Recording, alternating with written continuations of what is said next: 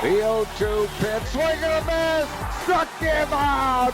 The Philadelphia Phillies are 2008 World Champions of Baseball. Good evening, everybody. Welcome back to another episode of the Phixated Podcast. I am your host who feels very at fault for today's drubbing, joined by my good buddy who's also very at fault for today's drubbing. Regz, I feel like we just need to kind of own what happened.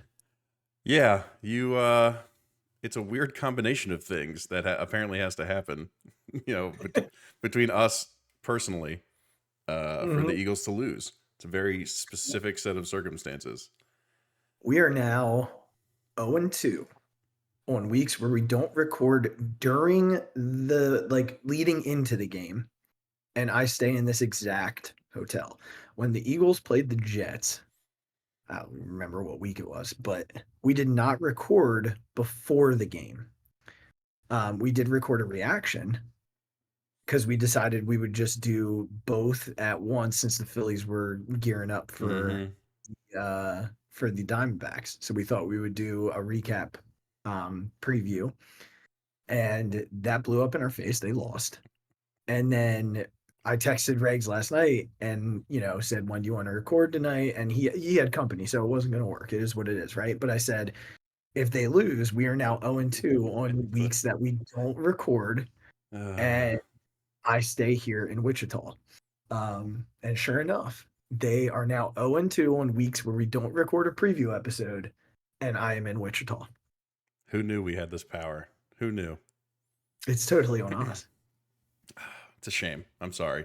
We'll have to take this one, and try and move forward with our heads held high. It's, we'll just make sure it doesn't happen again, or anytime during the playoffs. We'll make sure it doesn't happen. Yeah, well, I don't think I'm in Wichita during any of the playoffs. Okay, that's good. So, we'll make any day work during the postseason. Yeah. So I mean, look, there's a lot to talk about. I mean, winter meetings start this week. Obviously, this game, there's a lot to kind of cover. Where do you want to start, Regz? Like, where do you feel about we should go today? I feel like ending with the winter meetings. So let's start with that, and then we'll just get into what we really should be talking about. Wait, I don't know what your answer was. Baseball first, and then we'll go Eagles, because I don't think ending with I don't think talking about this game and then ending with oh yeah, should we trade for Juan Soto or not would really fit the vibe. So let's get the baseball out of the way, and then we'll talk about what happened this afternoon. Okay, so should they trade for Juan Soto, or this is gonna be one of those episodes where I just go. So buckle in, buddy. I don't know. I texted you this. Let's do context here. So the Phillies have very few holes to fill on their roster, and we've talked about this in other episodes. We've had all the conversations about all the possibilities, about all the things that they need to do. They brought Aaron Nola back, so you could argue that the rotation is set, although I still think they're working to do something there, right? Around the diamond, they're set. In all actuality, in the infield, they're set. 2/3 of the outfield is set. The DH position is set. Most of the bullpen is set. There are still pieces that they could add or, look to add. Left field is still open. It's still a position that they need to figure out, and they need to add something, not just of, put somebody out there type of thing, right? It's not just a body. They need to find somebody who puts together at bats. They need to find somebody who doesn't swing and miss a ton, because they have enough of that on the roster, which leads us to the Juan Soto conversation. It from by all accounts, and I mean all trustworthy accounts, you're talking Passan, you're talking Rosenthal, you're talking all the bigs in hot stove rumor mill, right? It's not a matter of if he gets traded, it's a matter of when he gets traded. So we didn't really see ourselves as players until Jeff Passan, who people, if you've listened to our show, you know that I trust one person above all else, and it's Jeff Passan. And he said, like, the Phillies are real contenders in this. Like, don't count them out. They're willing to spend the money, and they have the need. So Regs and I have been talking a lot, like texting a lot about this. And I'm going to turn it to Regs because it's very interesting. Like, every time we talk, Regs says the same thing. He's like, I understand it and I want him, but there's something pulling me back from being all in. So, Regs, I'll turn it to you. Yeah, I know Here it. you I are know with it's. What's Yeah, it going to be? I know it sounds ridiculous to be like, why would you be worried about getting Juan Soto? Juan Soto, the player, doesn't worry me. I, for some reason, have a weird feeling that he would come for a year, but I don't know that he would necessarily automatically re-sign with us. And then it's the amount of money that's going to take. Again, what is he, 26? How old is Juan Yes. Soto? Something like that. 26, So certainly 27. his age, you want to give contracts to guys who are that age and are already very good and will hopefully continue just to get better. I think the feeling is more so around, you're going to have to give up a lot to get him. And with no real guarantee that he would sign or that it's the right thing to do to sign another contract like that, or to offer another contract like that, I think that's where my hesitation comes from. That you're gonna have to give up a lot, and you're gonna have to give up your best, maybe not your best prospect, but all of your very good prospects. And then and you make a good case that, like, well, Kevin Long's here, guys he's played with are here. He prefers the East Coast, all these things that are very true. It's just a sneaky suspicion. It's just a suspicion about if he would re-sign and if that kind of contract is something they want to do. And yeah, it's not about Juan Soto, the player. Like, that he's an unbelievable baseball player. So it's certainly not around Juan Soto, the baseball player. It's Right. just the stuff you're going to have to give up to get him for 1 year with no guarantee that he's going to re-sign. Yeah, and that's fair. I think that's the tough part of this, right? It's the idea of he wants to be in free agency. He Mhm. deserves to be in free agency. Like, let's not pretend like this dude should agree to sign wherever he gets traded, because he's going to get a bag Yeah. in free agency. It's going to be like large. Yeah. Because of age and ability. I think for me, Regs, with 1 year remaining on the deal and knowing that's the case, they can push for a huge return, which it seems like they are.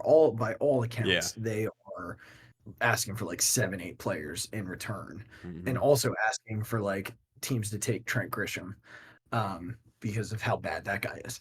But if they really want to deal him, they're gonna come down. I mean, from the deal I saw them ask the Yankees for, it was like four guys on the major league roster. Yeah. And like 4 prospects, and then taking Trent Grisham on. Like, that's 8 for 2. Yeah. Get real. Yeah. Like, get real. That's that's not even the deal you asked for if he's under 3 years of control. Mm-hmm. You're just either that's fake or you're just starting from God knows where. You know what I mean? Yeah. Mm-hmm. That's not real. I think 4 players feels right. I think that feels in the ballpark. Maybe like a 5th player to be named later, and that seems fair. But the Phillies aren't going into this, if they're in this conversation, they're not going into this saying, "Hey, Andrew Painter's in this, Aiden Miller's in this," right? Like, those 2 guys aren't going anywhere. Yeah. They're not going anywhere, and I can tell you that for a fact. Like, first of all, Painter missing all of next year is part of that. But the other piece is like the Phillies just aren't going to deal him. Mm-hmm. And by everything I've heard from Preston Mattingly, and he hasn't said it straight out, but they love Aiden Miller. Oh yeah. And he's the type of guy who you can build a franchise around, in terms of his power and his ceiling. So he's not up for conversation either. So really what you're looking at is headlining a deal where Mick Abel is probably at the forefront and Justin Crawford or Johan Rojas are in that conversation at the top of it too. Mm-hmm. And then you sort of like, if they want Crawford, then they get Bergola. If they want Rojas, then they can get Rincones, and you fill in from there. Abel's probably, if this deal happens, Mick Abel's gone. Yeah. And I don't think there's much conversation, to battle that. If the Phillies make this deal, Mick Abel is headlining the deal. Yeah. And honestly, I think I'm okay with that, Regz. Like, I like Mick Abel, and I think he's got a ton of potential to be really good. But when you have like Andrew Painter in the system and you're drafting and developing the way you're drafting and developing, I think I'm good with it. And they're pretty set at the rotation. And if they're trying to add another starter, then they're good with the depth, right? Like they're good with the depth that they have. So I hear you, but I'm also like, it is freaking Juan Soto. I can't argue that, man. There's no argument. Yes, it is. What is it, like the walks per strikeout ratio? I think that's what I saw yesterday. And he's had like over the last 5 years, the lowest he's had is like a 0.84. Yeah. And the Phillies team lead in that time is Bryce Harper at like 0.65. Mm-hmm. Like in 3 of the years, he's been over 1 walk per strikeout. What are we doing here? Like this dude, and we talk about it every time we play him. He's the biggest pain in the ass at bat in base. The guy doesn't chase at all. Yeah. And he stares you down when you try and make him chase. Like he knows that, you know what I mean? The defense, like I know he's won a couple of Gold Gloves, but like that's on name. Like it's not great. Yeah. Defense, but like playing left field at Citizens Bank Park, I think he'd be okay. I know he'd be okay. And we would take the offensive part of him. Yeah.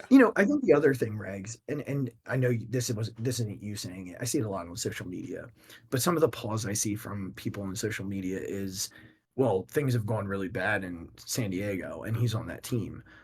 I really have a hard time believing he's the reason why things have gone bad there. I think there's another player, I'm not going to mention names, that's the reason things have gone bad there. This is a guy who's won a World Series title, and it was a big reason why that World Series title was won. Mm-hmm. He was really good in the postseason, and when we played them, he was tough in the postseason. Yeah. And I think for an organization who's in the midst of this run and knowing John Middleton is who he is, and we talked about his age, right? Like he's 26, whatever. If you do sign him to one of those 10-year deals, then he's going to be 35, 36 at the end of it. Like, that's not as bad as what you signed Trey Turner to. It's not as bad as what you signed Bryce Harper to, because those guys are going to be playing into their 40s on He also just turned 25 a month ago. So, like, if you're looking at it from that lens, even younger than we thought, it makes sense to trade for him and then throw the bank at him. Like, because this is why it's important to have a Brian Barber and a Preston Mattingly, because there are going to be guys you don't have to worry about paying. Like in a few years, Alec Boehm's going to be a free agent and Aiden Miller steps in. You're not paying him anything, right? You try and get Bryson Stott under team control for a little bit, so you're not paying him a whole lot. Andrew Painter will be in his his sixth year in a Juan Soto 5th year. So like that's when you have to pay Painter, and again, like the luxury tax climbs and climbs and climbs. So like investing in Juan Soto at 25 for 10, even 15 years, I don't even give a shit. Like you do what you right. Like this is when you have to strike. Yeah. In these next 3, 4, 5 years, you have to strike. And how do you strike? You strike by bringing Juan Soto in, because this lineup just becomes even more dangerous with Juan Soto. I mess with fake lineups all the time. You know this about me. And I don't even know where to put him. Like, I don't even know where to put him because of how crazy their lineup becomes. But it also becomes very balanced. They end up with like 5 lefties and 4 righties. And I've really wanted a right-handed bat, but like if you get Soto, who the hell cares? Yeah, right. Yeah, what's the difference? Let's all right, let's talk it out real quick. What would the lineup be if just like off the cuff, if you had to put it together right now? It might be the only time where I say move Schwarber out of the leadoff spot. Because if you put Trey at leadoff, then and I'm just gonna go. Let's start with Trey, right? Yeah. Let's just say Trey leads off. So Trey, Soto. Yep. This is where it becomes tough. I guess Bohm his third. Yeah. Bryce. Yep. Right? Like I'm trying to like navigate this in my head right now. JT. Okay. Schwarber hits 6th. Yep. That doesn't feel good that doesn't feel good to me at all. No. Actually. And then I think it's probably I'm drawing a blank on who's left. It's well, then you got to figure out where like Castellanos, Marsh and Stott. Marsh go. So I don't like leading off Turner at all there. I'm glad we're talking this out. This is fun. Yeah. So I go back to leading off Schwarber, and then you just got to decide, like, are you okay hitting Soto and Bryce back to back? I think at that point you go Schwarber, Turner, Bryce, Boom, Soto. No, I go Bryce, Soto. Like, I don't care. Yeah, I mean, they're both fine against Bring lefties. in 2 lefties. Like, okay, cool. You know what I mean? I want to keep going. Anyway, I'm going to keep going. I think you go, Turner or Schwarber, Turner, Harp, Soto, then Bohm, then Stott,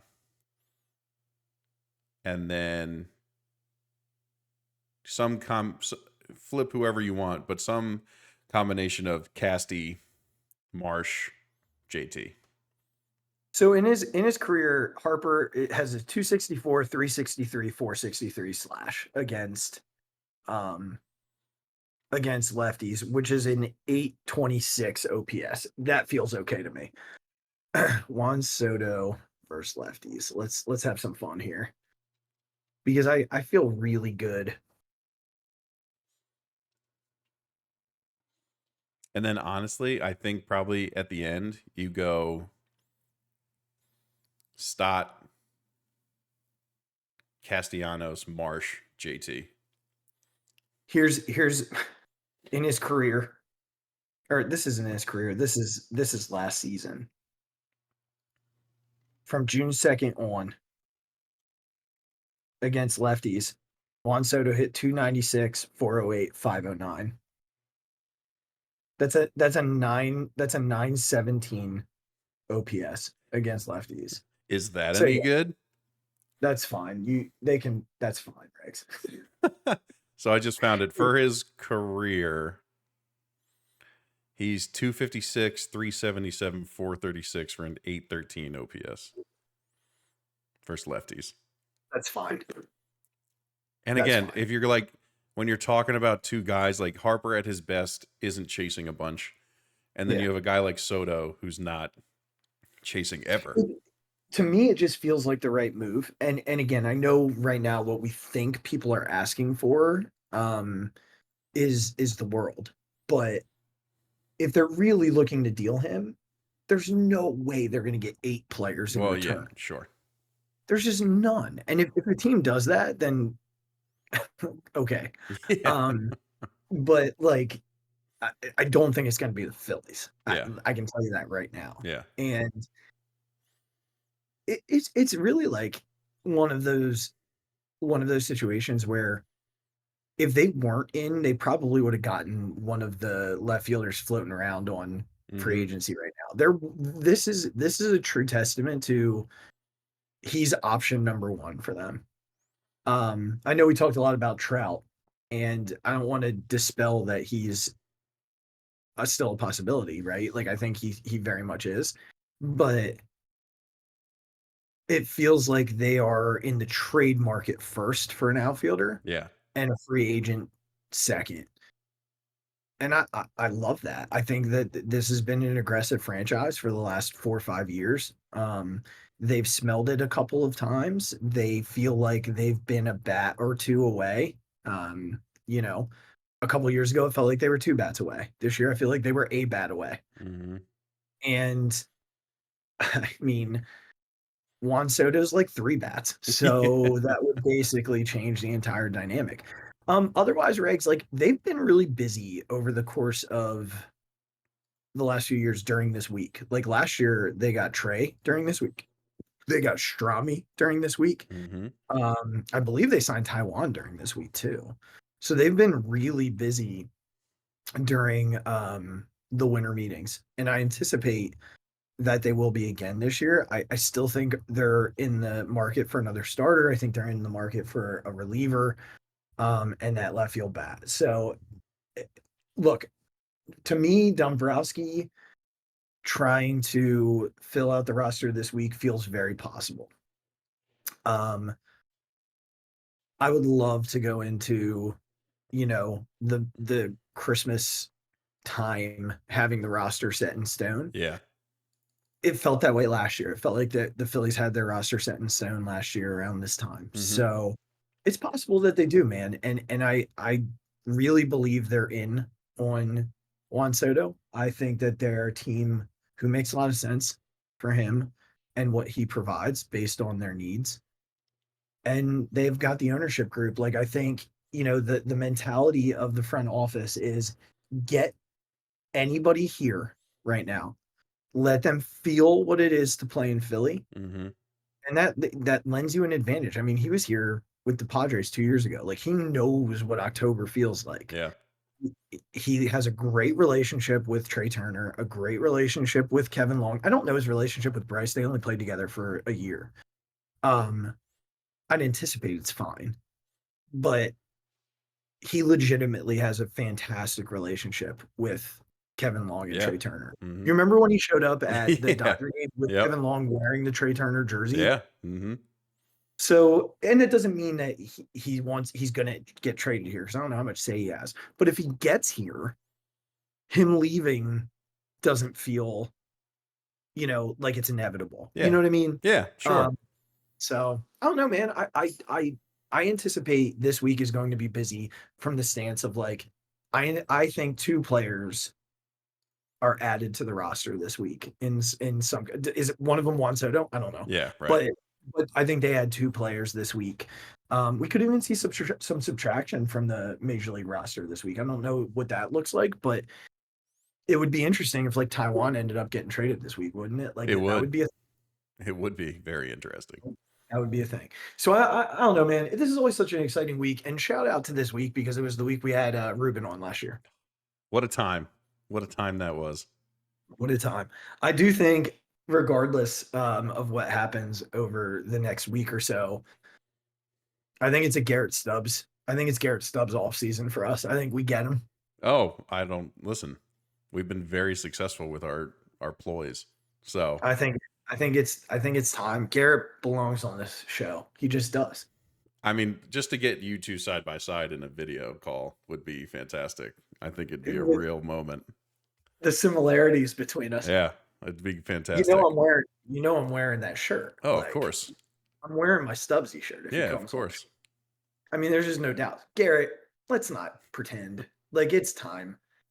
It's time. We know you've been circling it. We know, we have. Like, let's just make it happen. Get it over with and do it and call it a day. Because I feel like it's really important that you and I get on a show together. I'm a vibes guy. You're a vibes guy. I mean, I've been told we look alike. So seems only right. Seems only right. I feel like it's Regz. We're just gonna put it out there to him this week. We are. We're gonna make it happen. He's got time. It is time. I mean, I was gonna personally invite him to my signing too. Yeah, let's do that. I wanted him there. I said to Andrea the other night, I was like, if I could have one Philly come to my book signing and be there, it's Garrett Stubbs. Those were my exact words. We were sitting at dinner, and I told her that if I could have one Philly come to my book signing, it was Garrett Stubbs. And I told her that I would ask him to bring Brandon Marsh as a +1. There you go. And I'd sit him right next to you, actually. Only if they wear their overalls full of beer. Then they're allowed in. With no shirt? Yeah. With no shirt. Yeah. Why not? And they bring me overalls to wear too. Of course. Stubbs, I think, Garrett, don't say no to any of this. Come on the show and then come to Harrisburg for the book signing. Yeah. We got free tickets. We got you. You're all good. Yeah, you're not paying for it. Just bring yourself. We'll go have a beer after. And Brandon Marsh. Oh, this might be our best invite onto the podcast ever. It might be. It might be.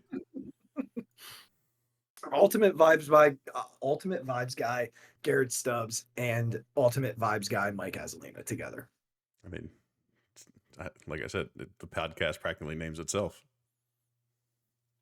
The Vibes guys? Yeah. Vibes guys. Not just Vibes guys. There's no the. It's just... Oh man. And then that becomes a t-shirt in the store. Vibes guys with a side by side of the two of us. Yes, exactly. For sure. Yeah. For sure. Actually, the t-shirt is going to be a picture of us in my book signing. There you go. In the overalls. Yep. Perfect. He's not going to come on. Of course he is. Listen, we've had people on this show, man. I know. I've seen him on other pods, man. I think it's time. He would have a good time. I think that's all that matters. For sure. We'd have a great time too. So I think not a great vibes day. I guess we have to talk about the football game now. It's been 27 minutes. We've been talking about something else. Yeah, we've been putting it off, right? Like we've been really trying to find a way not to talk about it. I'm curious what you want to start with. Should we start with what you told me the instant you turned your camera on? Yeah, I think that's right. Like, I mean, I'll say it right into the camera right now. I'm not worried about what happened today. You can call me crazy, call me delusional. They got their asses kicked. We're going to talk about both sides of that, right? Like the holes that were gleaming on one side of it. But we're also going to talk about like the possible reasons for it, because it's not as straightforward as they just got their asses kicked, right? One thing I'm going to start with is I do appreciate their accountability after the game. You know, there was not a single one of them that made an excuse. And, you know, you could sit there and say left, right, back, forth that there were no excuses. And I would say the same thing for what happened in the NFC Championship game last year. I understand the injuries. I get it. I totally get it. But that being said, like, there are excuses that this team could have made today. And we'll get to that in a little bit. And they didn't. They stood there, they looked in the cameras, and they ate it. They ate it. And that's why I believe in this team and why today doesn't bother me. Regz, let's just rewind for a second.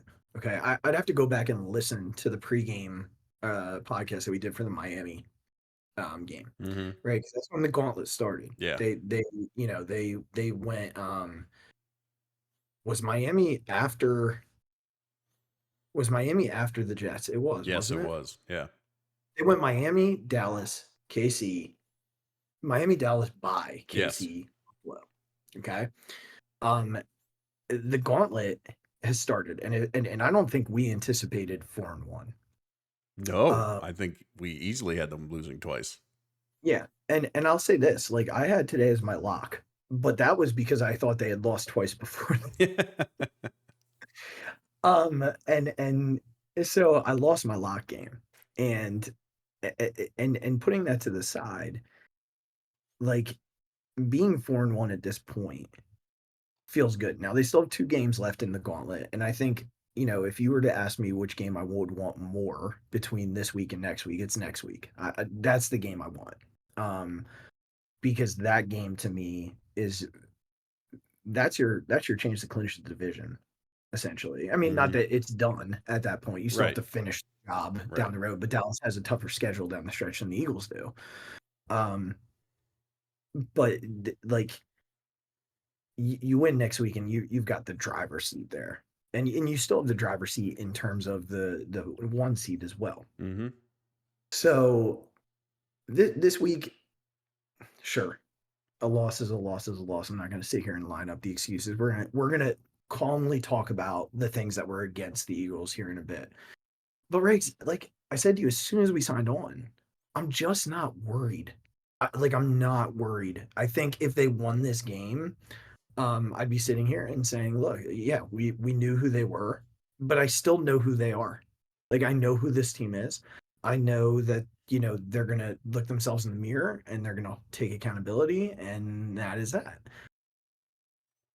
I'm just, I'm not worried. Yeah, I don't know if I'm not worried. I just think I'm not freaking out. The score of Yeah. the game makes no difference to me. Like, I know that they put up 42 or whatever they put up. Like, okay, that's fine. It is what it is. I think, like you said, I think there are reasons we could have seen this coming. And I think I think the biggest thing is, like you said, we didn't expect them to get through these 5-6 games unscathed. And being 4-1 out of it is pretty good. Like, we all anticipated them losing.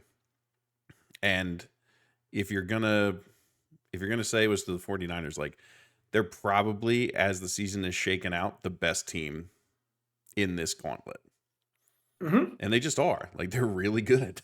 It just is. It is what it is. And they just had the Eagles number. And, the Eagles have been not patching it together, but they played a lot of football in a short amount of time in the past 3 weeks specifically. And it just, it was going to catch up with them eventually. It turned out it was this game, which is, it's a bummer because of all the other stuff that this game, had to consist of. But, like, you saw it from the jump. The 49ers were way more worried about this game than the Eagles were. Like, It's just one of those times where one team, it's just all the 49ers have been thinking about this entire season was playing the Eagles again. And it's not to say that the Eagles, like, weren't into the game or didn't want to win, and it's nothing like that. It's just, it's what happens, man. The Eagles aren't perfect. They were never going to be undefeated. We always anticipated they were going to lose some of these games. And they did. And it wasn't a great performance, but they lost the game. That's all that really happens at the end of the day. It's one more addition to the loss column is all it is. And it's like you said, they can have this one. You know why? Because it's the regular season. You can have this one, and we'll see in the playoffs, and we'll see what happens. Very well said, because this has been circled. I mean, the amount of tweeting from that fan base, like, they have been obsessed with this game since last January 29th. Like, to the point of it was weird. It was weird. It was weird today. Like, they walked through the DB, like, warm-up drills, like, the offensive line. Yeah, you wear black to the game. Like, this has been their sole focus since this season started, and maybe even since the NFC Championship game. Oh yeah, definitely since then. And look, they came out and responded. They talked all of it and they stood on it. So, good for them and congratulations on that. But this isn't the mission. People kept saying when we played the Chiefs and after we beat the Chiefs, revenge, revenge, revenge. And the Eagles didn't treat it that way. They didn't talk about it that way. They didn't act that way. And even after the game, they didn't talk about it. And I get the Sirianni stuff. People are still going on about that, and that's fine. But the team never acted that way. Yeah. Nor did he. It wasn't about that. It was Right. about everything else. The Niners very clearly acted like this game was a revenge game. Oh, and yeah. And that was that. So good. I'm glad they got their revenge. And now when we play in January, the slate is clean. It's 1-1. I don't think they got the best version of the Eagles today. Yeah. In any way, shape, or form did they get the best version of the Eagles today. I think, the Eagles have a lot of issues that have to be cleaned up. They've skimmed their way through some games, and I'm not going to say by luck or by happenstance. We can clearly say that they don't get aided help from the refs after today.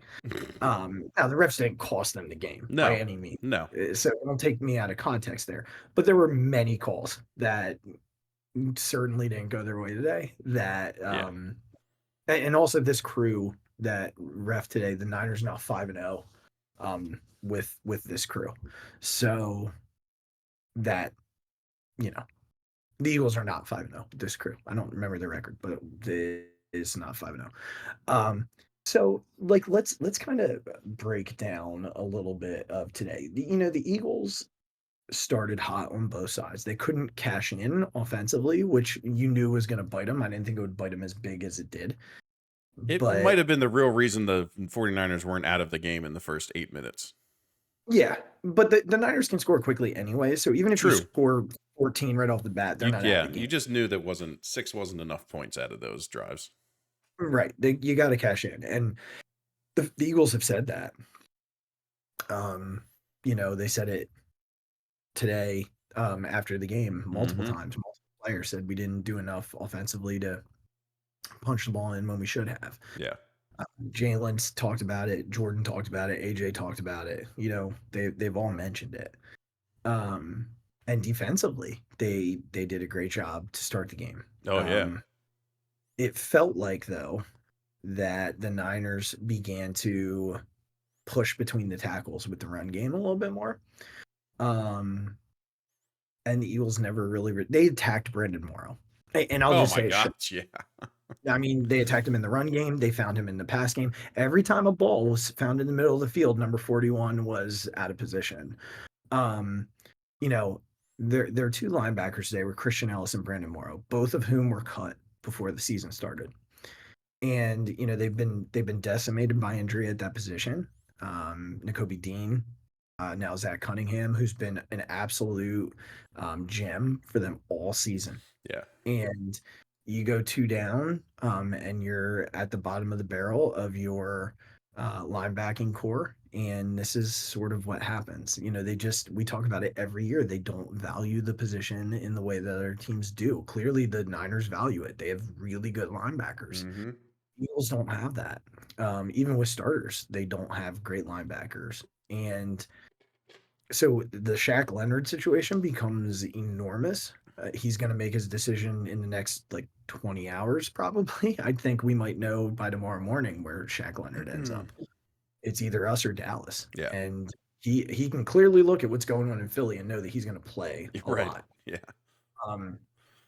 And I don't know how long Zach Cunningham's going to be out with the hamstring. They can be tricky. So he might be out next week still. Mm-hmm. So they need to fix it fast, because that was exploited today. And in the run game, it was exploited. There was a wheel play. There was a wheel play where he ran directly. He wasn't even looking at Christian McCaffrey. He might as well have just run onto the sideline. He practically did. I watched it and I was like, oh, maybe that ball is thrown in the wrong direction. No. He saw him go that way, put his head down, and never looked back up. Yeah. And so, it's what? I don't even know what that is. He's been playing football for a long time. I bet his peewee football coach was watching the game and was like, what the hell was that? Yeah. Yeah. So Brandon Morrow got absolutely the middle of the field. Look, it took Shanahan a minute to figure it out. Mm-hmm. But a coach like that is going to figure it out. It just is what it's going to happen, man. They're not good. They're not good there. No. The other and look there, so it's time to look at this and make some adjustments, right? You're gonna have to figure out what that's gonna look like for you, because teams are gonna exploit it, and some teams have and some teams have not, right? And the Niners are the type of team who can. Mm-hmm. So, and look, I'm not saying you go and show it to everybody and their mother over the next 5 weeks, but if you get another matchup with that team in January, you're going to have to figure out a way not to allow the middle of the field, because the Niners didn't allow the middle of the field today. Yeah. There's a reason why Jalen was standing there for 10 seconds at a pop Forever. Yep. with nowhere to throw the football. Like, the other thing is, with Sean Desai, they don't disguise blitz well. Yeah. Like, they just don't disguise blitz well. And what did you see with Brock Purdy early in the game? Pressure, and he has no idea what to do. He just doesn't know what to do. Jalen Hurts with pressure knows what to do.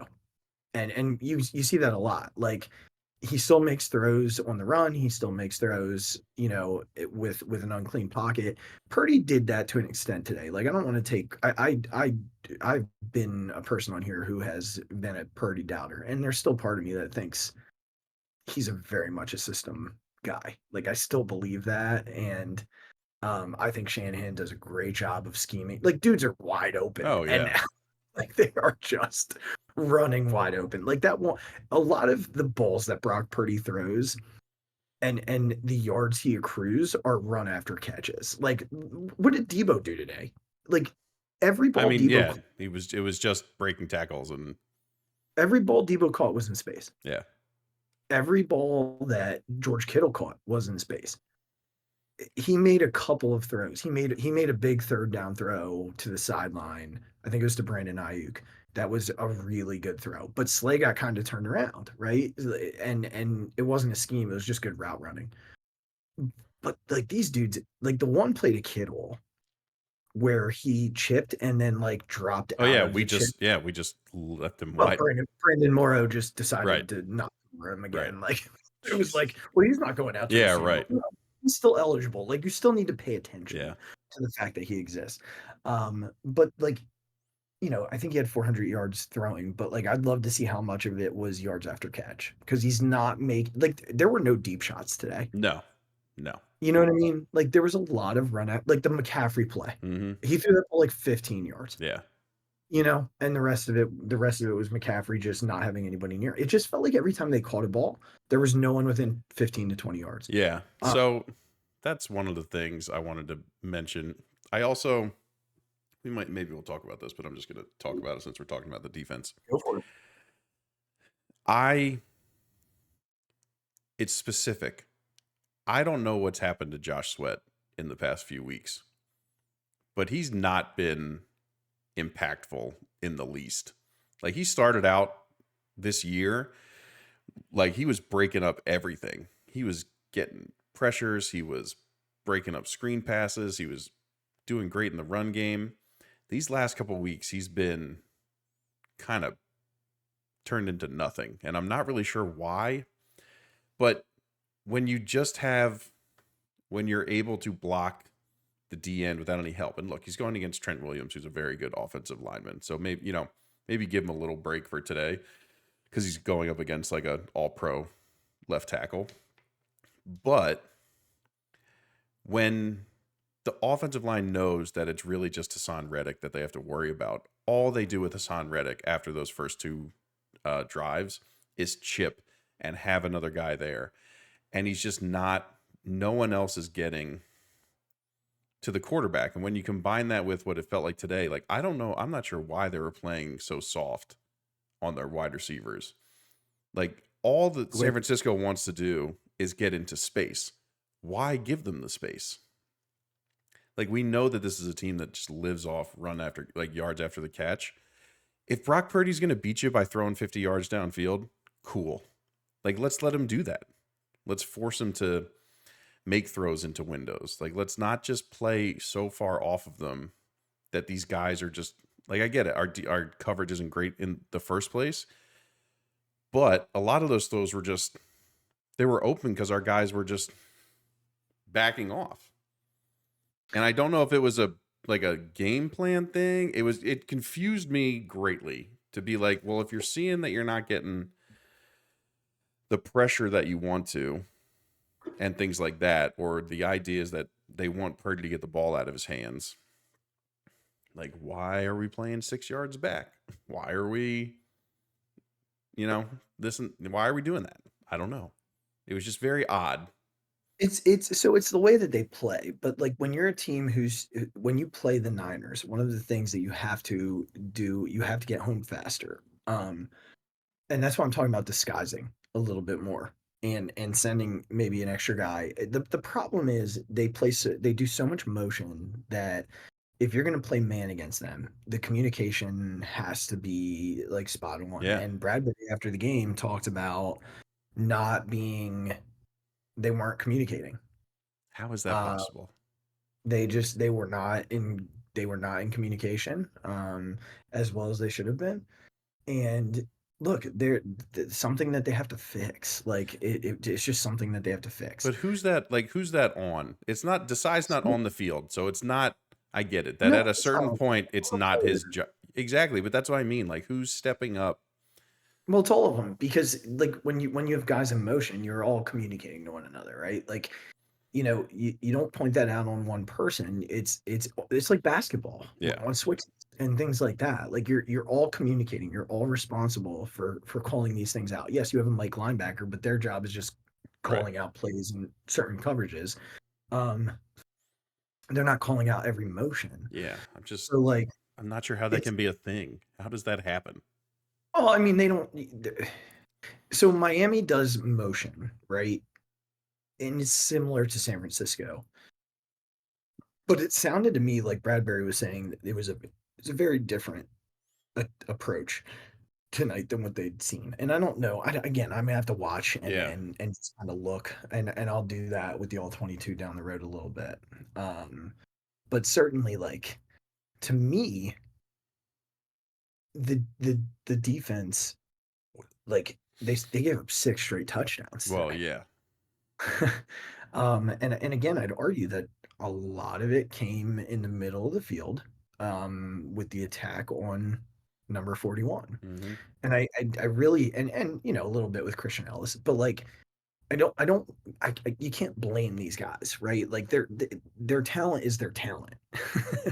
um, you blame the lack of depth, and you credit the Niners for scheming against it, right? Like it's I'm not going to sit here and make the excuses. Well, if we had Zach Cunningham, we would have won the game. I'm not going to do that like they did for the last 9 months. Like I'm not going to sit here and do that.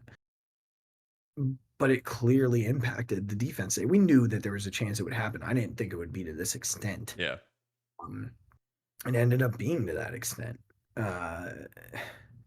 So they have some things they have to clean up on that side. But like Bradbury didn't get his teeth kicked in today. It didn't feel like Slay got his teeth kicked in today. Everything happened in the middle of the field. Everything happened with McCaffrey and Kittle or Ayuk, like sort of in the middle of the field. Like that's where it happened today. Yeah.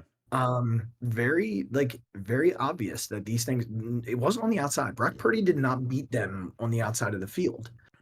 The Eagles gave up leverage on the inside of the field. The Niners did not give up leverage on the inside of the field. They did at the beginning of the game and then adjusted. Yeah. So, yeah, it was interesting, man. Like it was odd to see the defensive interior line get beat pretty good by an interior offensive line that isn't that great. Like with Kansas City, we kind of understood it. Like the interior of that offensive line in Kansas City is fantastic. And again, if it could be, they showed a stat like the defense has played the most snaps in the last 2 weeks than any team ever. Like in recorded NFL history, they've played more snaps and been on the field for longer in the last 2 games. So it certainly seemed like a lot of that caught up with them tonight. And Greg Olson pointed this out a lot. Notice that like Christian McCaffrey didn't take.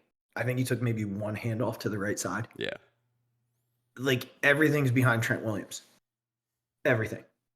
So it's not as much about the interior. It's about number 44 blocking, the big fullback, and 71. Yeah. That like they're gonna line up behind him and he's unbelievable. Oh, yeah. I mean, he is super talented. Like we talk about Lane Johnson the same way they talk about Trent Williams. And it's fair because they lost 3 games without him this year.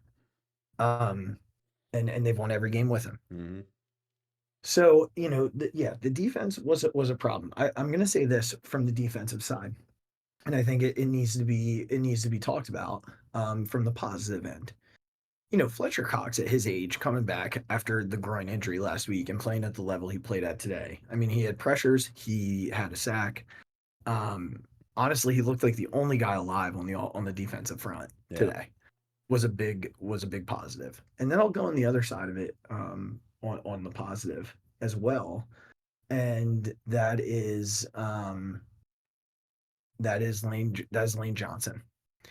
And you talk all you want about this defensive front for San Francisco, but they didn't. Oh no, the offensive line for the Eagles in pass protection played fantastic. Yeah, I mean Lane Johnson put Bosa on his butt like 5 times. Jalen had forever to throw the ball. So I do need to sort of just kind of talk about that for a second, because, and again, please do not get me wrong, I'm not blaming officials for this game. I am not, but I have a really hard time believing that Jalen had all that time back there and dudes weren't getting held in the secondary. Yeah, I think again, it is hard to cover any NFL receiver for 8 to 10 seconds, let alone AJ Brown and Devontae Smith. You'll have to look at that on that all 22 and let us know. I just think you couldn't have felt Dallas Goedert not being on the field any harder than when Jalen is just standing back there for 6 or 7 seconds and nobody is open. Yeah. Like that's where Goddard is somewhere just being open in those situations. Yes. Like that's what he does. That's what he does.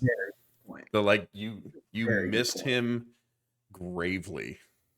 Yeah. Tonight, because they were just very focused on not letting. I mean, Devontae still had a great game. AJ had some great catches and runs with him. And look, that one Ward, the cornerback, made some nice plays covering AJ a few times. Yeah. So it makes such a difference when you just don't have to really worry about anybody else. And the Niners are good enough that they were able to just sit back there and be covered. And Jalen's just the line was holding for 7 or 8 seconds. Yeah. And that's an eternity to sit back there and hold the ball. For sure. And it just wasn't just the couple things just weren't getting open all the time. What a tremendous point. I honestly didn't even think about the Goddard piece. He's missing and how important he is. But they clearly, you're right. He is Jalen's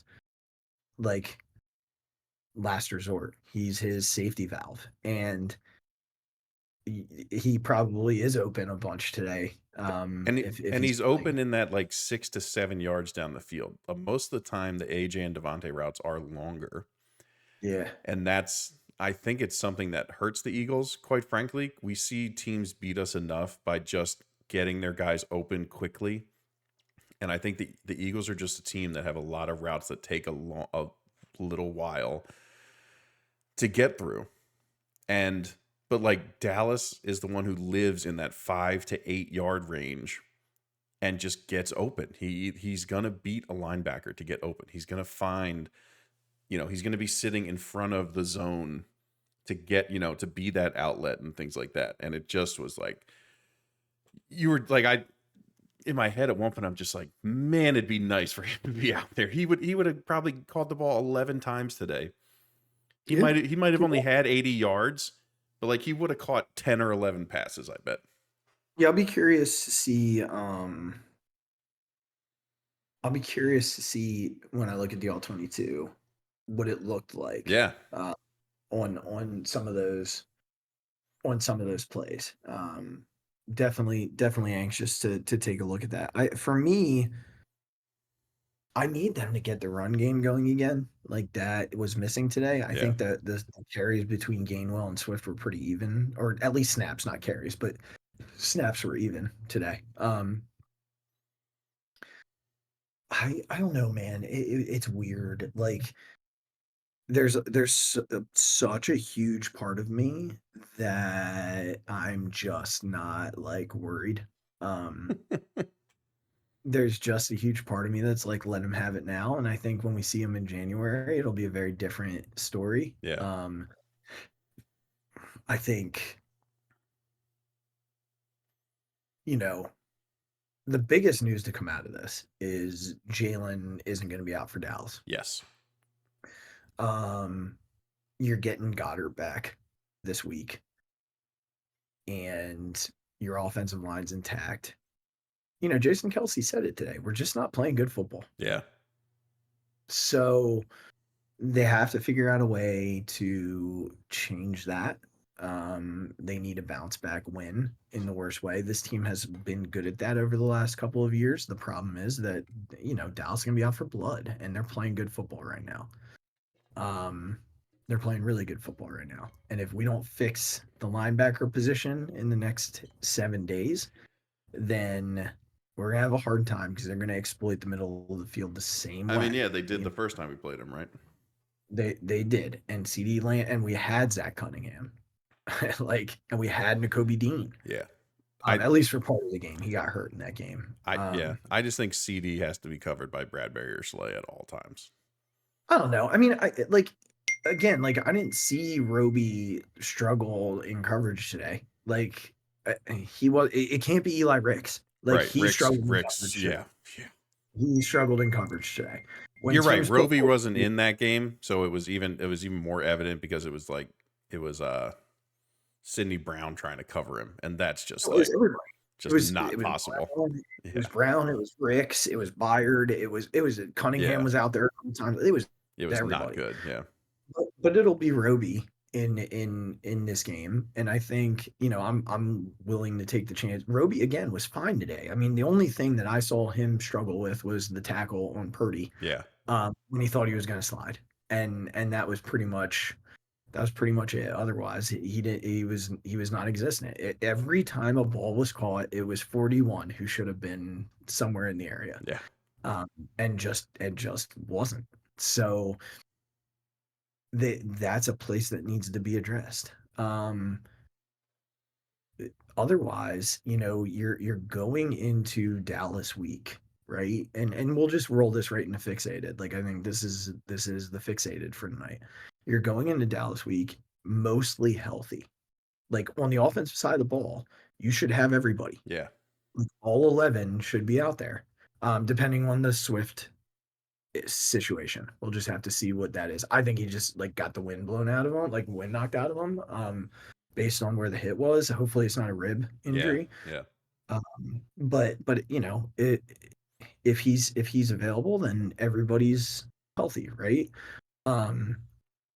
So they have to figure out a way to score in the red zone. That's on that side. On the defensive side, you hope that Cunningham, you know, hopefully the hamstring wasn't significant enough to be 2 weeks. If it is, it is. And hopefully Shaq Leonard looked at today and said, I can go help that team. And he comes to us. And I'm going to play. I think that was one of the things about he wanted to play and play a lot. I'm like, okay, please. I mean, if you look at today, I don't know how you don't say you'll play. Right. I feel like he immediately starts. Yeah. I don't think it's a question. I think he immediately starts, whether it's with Cunningham or without Cunningham. I think he immediately starts. Otherwise everybody else is healthy. They had their whole defensive line today. And Regz, I think, you know, we talked about what went wrong today. And I think we've been very fair in regard to all of it. We haven't made excuses, and I'm not going to make an excuse. Please do not take this as an excuse. I'm stating facts. Okay. I'm stating facts when I say what I'm about to say. This Eagles team was coming off of 3 games in 14 days. This Niners team was coming off of 1 game in 10.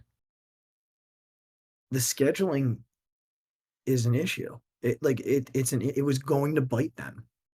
It was going to bite them. I still, going into the game expecting a loss, didn't expect this type of loss. But in the fourth quarter, they didn't have legs. Oh, yeah. I mean, they just didn't have legs. Like it was on the defense had nothing left. I mean, they Mm-hmm. had played enough of this game. They played record snaps, and they're like Regs. What's funny is like they played 13 quarters in 13 days. Like that's unheard of, and it's not going to get better because what they have with the Cowboys next week. The Cowboys have 10 days off, 2 Thursdays in a row. I wonder how that happened. Tell me Jerry Jones doesn't have the NFL in his pocket. Like, come on. Um, the schedule is a bear for them. And I do think it caught up to them a little bit today. Once again, this isn't an excuse, it's just fact. Like they lost the game and they might have lost it even if it was, 3 games in 21 days, right? But it can't be ignored. Like it's not a stat that can be ignored. 3 games in 14 days is a lot. And Yeah. and one of those games being overtime. And not just 3 games. Like let me even rewind. They were 3 games against Yeah, you three. weren't playing the Giants and the Panthers like in those 3 weeks. Right. Right. Like you played the Chiefs, the Bills, and the Niners. And I know what the Bills record says, but that's still a really good team. Yeah. Like you're like this was what we talked about before the year started. This is the gauntlet. Like this was the gauntlet. And they're 3-1, technically 4-1, because you should consider Miami part of the gauntlet. And they could go 5-1 next week. And that's sort of where this is where the fixated comes into play. This team has been one of the most resilient teams in football since Nick Sirianni got here. And this is the worst loss in the Nick Sirianni, Jalen Hurts era. We talked about the Jets being the worst loss. This was the worst loss. It was a pure blowout. They were dominated from the beginning of the second quarter through the fourth quarter. As simple as that. And whether, they aren't making the excuses, we aren't making the excuses. They just got beat. But they're in there checking themselves tonight. They're in there saying all the things that you want to hear them say. That they were beat, they were embarrassed, they're not playing the football that they need to be playing right now. And Regs, I agree with all of it. All of it's true. But you're at a crossroads right now because you've got a really good Dallas team waiting for you. They're playing their best football right now. They know what's in front of them if they win. Essentially, they own like percentage points, so they would jump into first place in the division, but they still have Miami, Buffalo, and Detroit on their schedule. And Philly knows that they need to bounce back and play a good game. What they got tonight was a team who's really talented. There's no questioning how good the Niners are. But what the Eagles can do is come back next week and say, look, we're not affected by it.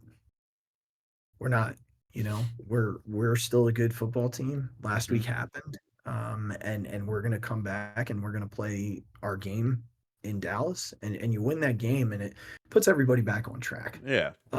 They still the NFC still goes through Philly if you win next week. And San Francisco still has a couple of tough games left. Like, it's not Dallas tough, but they still have a couple of difficult games left. They have the Rams last week of the season, and the Rams are playing good football right now. They're starting to turn their season around. They're sitting into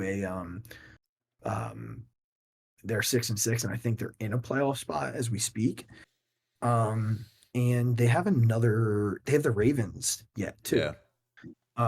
Which and they have the Seahawks next week. So they still have 3 games and that's a division game, right? And we know division games are not, they're not guarantees. I know they just destroyed the Seahawks a couple weeks ago, but you never know. So there are still 3 questionable games on that schedule, and so the Niners could have a loss in there, for sure. And if not, the Eagles still control their destiny here. So we'll see, man. Like, but technically, what I guess I'm saying in terms of fixated is it's Dallas week, coming off of one of the most embarrassing losses I can remember as an Eagle fan. So pride plays into this. Have pride, come out, win the football game. That's it. Like, Yeah. come out Beat and win the Dallas football in game. this game doesn't matter. Doesn't matter. Yeah. It doesn't matter because then you have Seattle, the Giants, the Cardinals at home and the Giants again. And hopefully by the time you get to that week 18 game in the Meadowlands, like it doesn't even matter. Right. You know, at that point you hopefully have it locked up and that's it. But that requires you winning next week. Yeah. So that's sort of where we're at, man. And honestly, I'll go back to what we said to open this part of the show. I'm just not worried. There you go. I believe in this head coach. I believe in that locker room, and I believe in that quarterback. Sports, man. Sometimes you get your butt kicked. That's right. It is what it Sometimes is. you get your butt kicked, The best teams get their butt kicked, right? They do. The undefeated Patriots lost to the Giants in the Super Bowl. You know what I mean? Like, stuff happens all the time. That's right. That's right. So, I mean, we didn't talk about some of like the chippiness of this game, but I'm not even going to give it credit. I don't. It's just, it was so stupid, and like they were just so like overly excited. The 49ers, like they were just so over the top with it that it's just like, cool guys, good for you, good for you. I'm glad that they won their regular season. Yep, enjoy your regular season win. We'll see you in January. Yeah, enjoy your regular season win. I say I've seen a lot of people say it, and not just Eagle fans. I've seen a lot of national people say it. That's going to happen again. That game's gonna happen again. No, I don't mean the outcome. No, right. That that matchup will happen again, and I'd be hard pressed to believe the result will not be very different. Yeah. All right, everybody. Well, hey, thanks for hanging with us tonight. It is only 9:00 here in Wichita, so I am, Regz and I usually don't finish these up till like 10:30, 11, so I'm feeling really good about it. That's true. But thanks for listening, everyone, and we'll be back probably Thursday. Yes. Yeah, probably Thursday. Maybe there'll be some winter meeting stuff. Maybe the Eagles will have a new linebacker on the roster. But we'll be back to preview Dallas and talk about anything happening in Phillies world. We'll talk a little Sixers. We got to get back on the horse there a little bit as they enter what should be a significantly easy stretch to make some dent in the standings that they've fallen out of a little bit. But until then, we appreciate each and every one of you giving us your time. Make sure that you go ahead and click subscribe if you're watching us on YouTube. And then follow us on wherever you get your podcasts. Make sure you follow and rate. And then follow us on all social media platforms. You can follow us at B&B Pod on Instagram. Same on Twitter, at the Phixated Pod on Twitter, at the Mic Drop 5 for me, and at Big Regz with a Z for Regzy Boo. And then follow the Phixated fan page on Facebook. And then go ahead and click the merchandise link in the show description. We appreciate you. Take care of yourselves. Take care of one another. Be good to yourselves. Be good to one another. Garrett Stubbs, we'll see you on Thursday. We love each and every one of you, and we'll talk to you later. Go Birds, no matter what. Go Birds. And we love you, Dom. Oh, my God. Deep to right field. Way up there and way out of here. The Philadelphia Eagles are Super Bowl champions. Eagles fans everywhere, this is for you. The 0-2 pitch, swing and a miss, struck him out. The Philadelphia Phillies are 2008 World Champions of Baseball.